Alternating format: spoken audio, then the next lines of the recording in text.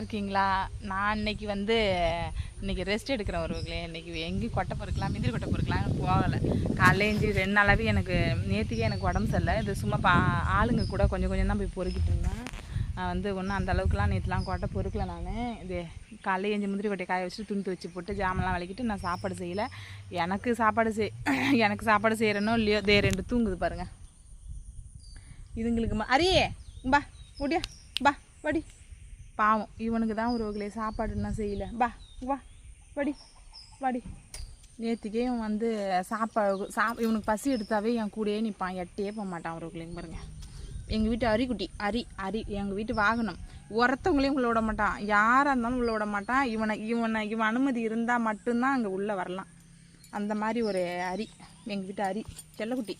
தூங்குது ஒருவர்களே, தூங்குது. படுத்து சாப்பாடு செய்யணுமா இவனுக்கு, பிள்ளைக்கு பசிக்குதான். இவனுக்கு சாப்பாடு செஞ்சு இவனுக்கு போடணும் என் செல்லக்குட்டிக்கு.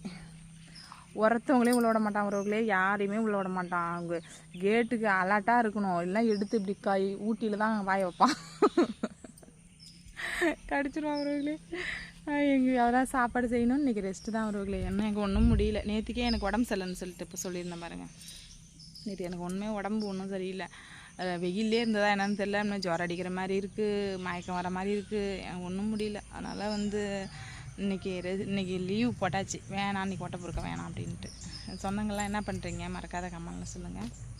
அதான் உங்ககிட்ட ஷேர் பண்ண நினச்சேன். என் வீடியோ பார்க்குறவங்க லைக் பண்ணுங்கள், ஒருவர்களே சப்போர்ட் பண்ணுங்கள், சப்ஸ்கிரைப் பண்ணுங்கள். Okay bye.